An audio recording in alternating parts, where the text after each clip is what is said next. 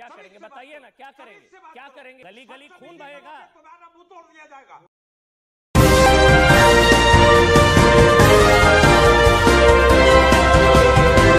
आदाब, नमस्कार, अस्सलाम वालेकुम नाजरीन। पल पल न्यूज के न्यूज रूम से मैं हूं आपके साथ नदीम अकरम।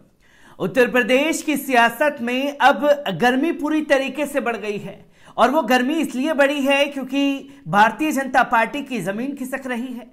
और जब भारतीय जनता पार्टी की जमीन खिसक रही है तो उसे बचाने के लिए उसे कोई ना कोई ऐसा हथकंडा अपनाना पड़ेगा जिससे वो विपक्ष के ऊपर हमलावर हो सके और वही पैटर्न अपना सके कि हिंदू मुस्लिम की राजनीति करके एक समुदाय के खिलाफ लोगों को भड़का सके और फिर उसका फायदा अपने वोट बैंक में तब्दील करके कर सके।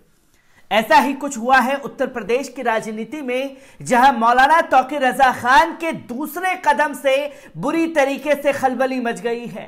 पहली खलबली धर्म संसद वालों के खिलाफ बरेली के इस्लामिया ग्राउंड में हजारों की तादाद में जब लोग उमड़े तो गोदी मीडिया और भारतीय जनता पार्टी की चुलें हिल गई और जो दूसरा कदम मौलाना तौकीर रजा खान ने अपनाया है उससे अब पूरी तरीके से खलबली मची हुई है। और वो खलबली ये है कि कांग्रेस को समर्थन मौलाना तौकीर रजा खान ने दे दिया है।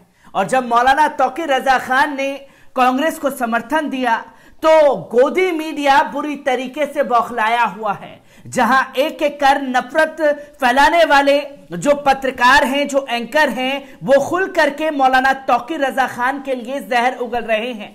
क्या कुछ मीडिया में नेशनल ड्रामेबाजी चल रही है उसे एक एक कर आपके सामने रखूंगा, पर कैसे ये स्क्रिप्ट गोदी मीडिया तक पहुंची है और कैसे इसको भारतीय जनता पार्टी ने सजोया है कि अब भैया फायदा मिलेगा हिंदू मुस्लिम करने का। संबित पात्रा ने एक तस्वीर प्रियंका गांधी के साथ वायरल होने के बाद मौलाना तौकीर रजा खान की एक प्रेस कॉन्फ्रेंस की। उस प्रेस कॉन्फ्रेंस में संबित पात्रा ने कहा कि मीडिया ने इन्हीं मौलाना तौकीर रजा खान के वीडियो को दिखाया था जिसमें वो हिंदुओं के खिलाफ जहर उगल रहे थे। वे कह रहे थे कि अगर कानून व्यवस्था उनके जवानों के हाथ में आ जाए तो हिंदुओं को हिंदुस्तान में रहने की जगह नहीं मिलेगी। वे ये भी कहते हैं कि हिंदुस्तान का नक्शा तक बदल देंगे, हम जनजात लड़ाके हैं, हम चाहें तो खून की नदियां बहा देंगे, हम अल्लाह वाले हैं। और प्रियंका गांधी ऐसे लोगों के साथ खड़ी होती दिखाई दे रही है। तो वहीं उन्होंने आगे कहा कि कैराना से समाजवादी पार्टी के प्रत्याशी नाहिद हसन आज जेल में हैं। ये वही नाहिद हसन हैं जिन्होंने हिंदुओं के खिलाफ जहर उगला था और कैराना से हिंदुओं के पलायन के लिए जिम्मेदार है।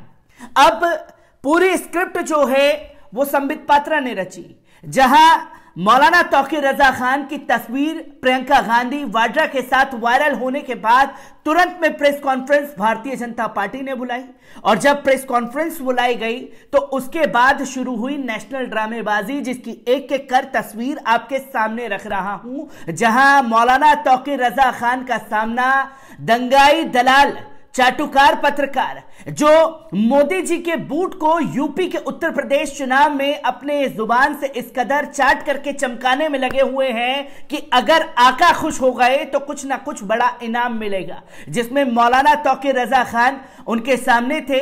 किस तरीके से निशाना अमन चोपड़ा ने बनाने की कोशिश करी, एक एक कर वीडियो आपके सामने रख रहा हूं। पहले ये देखिए कि अमन चोपड़ा ने मौलाना तौकीर रजा खान को दंगाई बताने की कोशिश की, उस पर मौलाना तौकीर रजा खान ने किस तरीके से पलटवार किया। योगी जी के रहते दंगा नहीं कर पा रहे। अखलाक को क्या मैंने मारा था?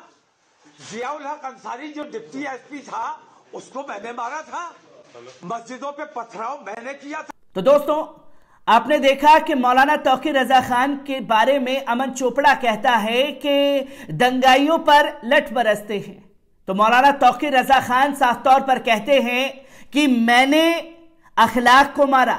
क्या मैं मस्जिदों में बम फेंक रहा था? क्या जितनी भी घटनाएं हो रही हैं उसके पीछे मैं था? जिसका मुंहतोड़ जवाब अमन चोपड़ा को दंगाई कहने पर मौलाना तौकीर रजा खान ने दिया। अब दूसरा अंश आपके सामने रखने जा रहा हूं, जहां खुल करके मौलाना तौकीर रजा खान ने अमन चोपड़ा को लताड़ा है।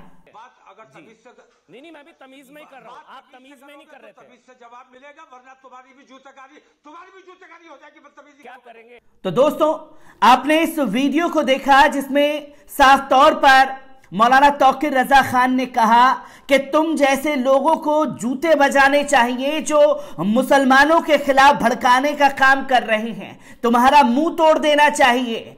कैसे बदतमीज लोगों के साथ में मुझे बैठाते हो आप लोग। खुल करके जलील किया गया अमन चोपड़ा को।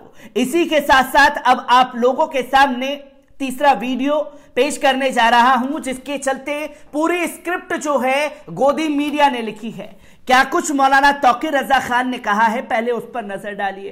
आज आप कांग्रेस को घेरने के लिए मुझे पकड़ रहे हो। कांग्रेस को घेरना है, कांग्रेस की गलतियों के लिए उनको पकड़ो। मेरी गलतियों की वजह से कांग्रेस को घेरने की कोशिश जो नाकाम कर रहे हो ना, तुम्हें अंदाजा हो गया है कि तुम्हारी साजिश खुल चुकी है।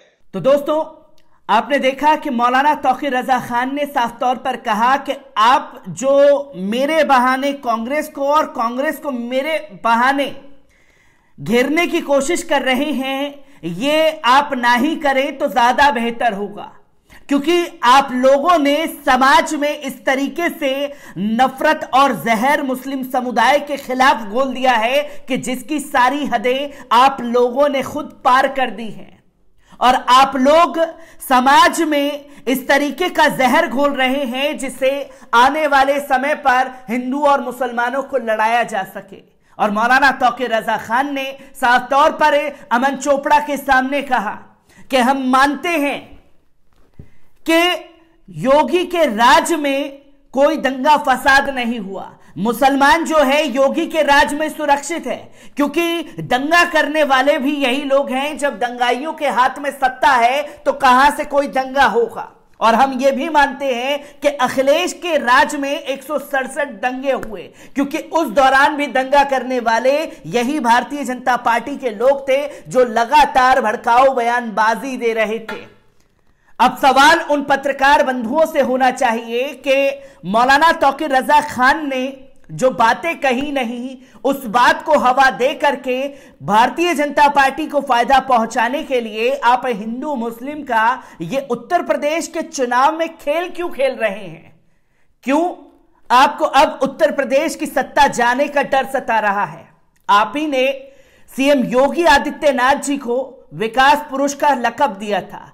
अब विकास पुरुष क्या, अपने जो विकास किया है उसे गिनाने के बहाने आप लोगों के सामने डुगडुगी और डमरू बजा दिया है कि बंदर बांट करना है, मैं डमरू बजा रहा हूं, आपको नाचना है, हम स्क्रिप्ट देंगे, उसी स्क्रिप्ट के आधार पर सवाल पूछने हैं, जिसमें जनता का नाम लेकर के ये बताने की कोशिश की जा रही है कि भाई ये जनता के सवाल हैं। असल में ये सवाल भारतीय जनता पार्टी के हैं, जो ये दंगाई पत्रकार मौलाना तौकीर रजा खान साहब से पूछता हुआ दिखाई दिया, जिसमें पहला सवाल उठाता है कि वोटों के लिए कांग्रेस को नफरती मौलाना मंजूर क्यों?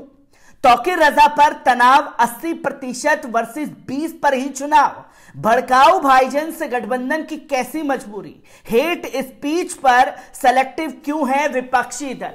अब हेट स्पीच की बात की जा रही है तो एक भी भारतीय जनता पार्टी के नेता का कोई ट्वीट दिखा दीजिए जब मुसलमानों के नरसंहार का ऐलान किया जा रहा था, जब देश के प्रधानमंत्री को, देश के गृह मंत्री को लगातार खुले खत उलेमाओं की तरफ से लिखे जा रहे थे, तब देश के ना तो प्रधानमंत्री ने इन नफरती चिंटू जो कि ऐलान कर रहे थे मुसलमानों के नरसंहार का, एक भी ट्वीट या एक भी कोई ऐसा मैसेज दिखाइए जो इन लोगों के खिलाफ कड़ी कार्रवाई करने के लिए आदेश इन लोगों की तरफ से दिए हुए।